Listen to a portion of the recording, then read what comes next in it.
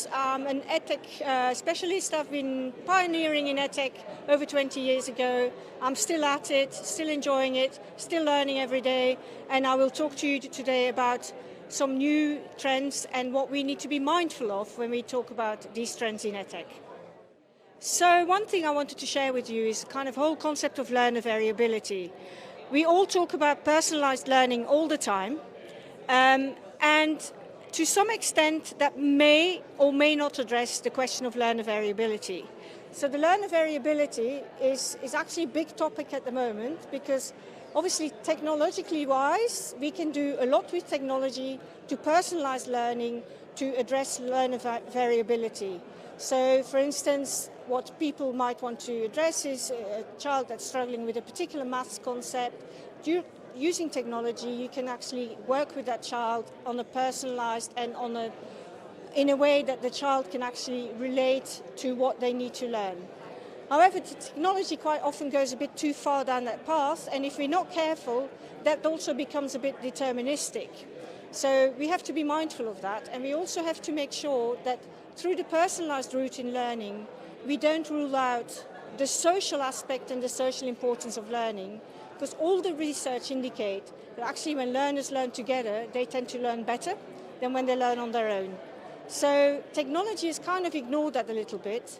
I think we're in a good time to start addressing that and to kind of not define a child or a learner because of learner variability, but actually define them in the social context in which they learn and actually let that learning come out and let that potential thrive in that social context, while not ignoring the personal side of learning and the personal needs and well-being needs that learners have got that are different for every learner. So we are all different, we all learn somewhat in different ways, so we do need to recognize that. What also gets forgotten in the learner variability debate quite often is the kind of fact that we're also dealing with neurodiversity. That is also a form of learner variability. Now in EdTech, that is a very difficult question. So we know that there are apps that deal with dyslexia, we know that there are apps that claim that they can deal with ADHD, that they can diagnose autism even. You have to be very careful about that, because when you're talking about neurodiversity, that variability becomes even more pronounced, and therefore, from an EdTech startup perspective, that's actually a very hard nut to crack because your scalability gets lost. So if you're a startup, you want to work in neurodiversity, unbelievably exciting domain, but it's also quite narrow because you're going to address something very specific in the neurodiversity context.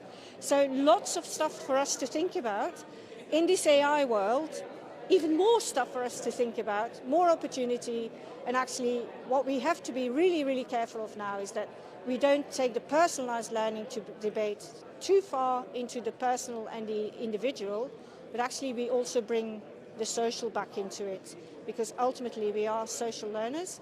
And what COVID told us, what's missing most in education, we all think it's learner shortage or learning loss rather. Actually, it is more to do with well-being and social skills. Every school you go to, lots of universities will still report that the damage around social skills is much harder to crack than catching up learning. They're not worried about it. The rest of the world is worried about it. Politicians are worried about it. We should worry about that social well-being of those learners. Really interesting point. Several. One in particular I'm interested in is we've been exploring a lot around neurodiversity and particularly those of hidden neurodiversity and finding out in adulthood. So that could be 1 in 3 in some levels of observation. AI and neurodiversity, what can you see the future could be and to have that balance as well?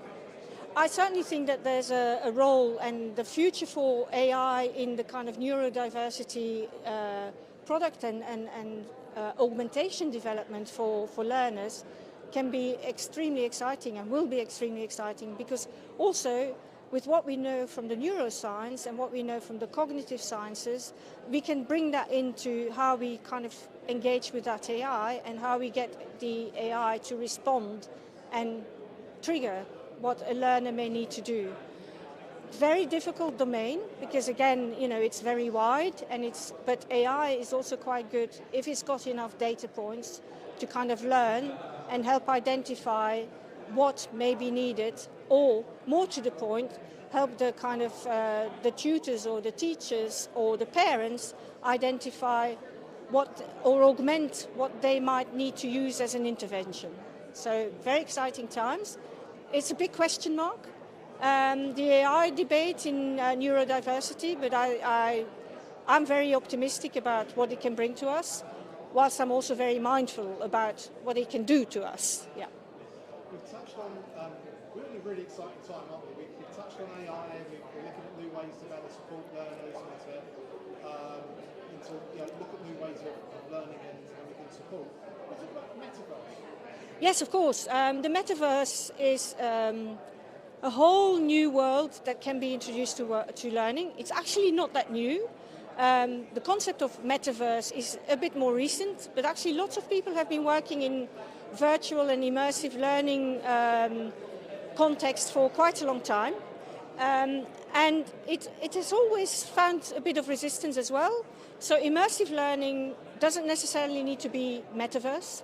You can be immersed using a game, using a gamified app without having the virtual reality aspect of it. So when we're talking about Metaverse, clearly we're kind of moving in a new way of learning in a new reality.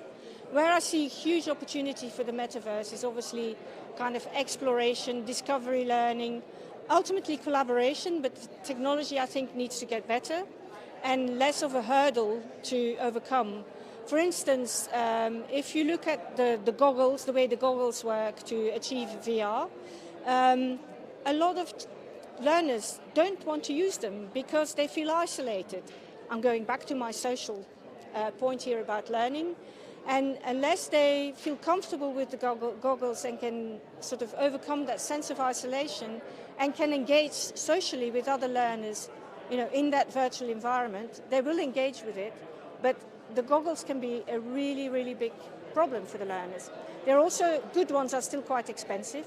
The technology is getting there. AI is obviously also being poured into it, so it's a whole new world.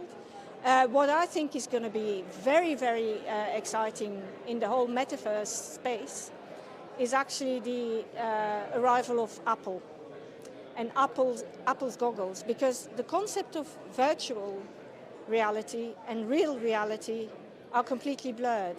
And you're navigating spaces in a much more seamless way, so there's not that level of friction.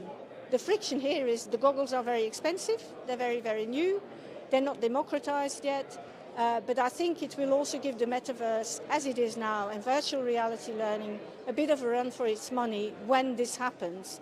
And then that combined with the power of AI and how AI can augment your whole learning environment and your whole learning experience, whilst making sure it can be kept social, I think we just don't know yet where that's going, but I want to be part of it.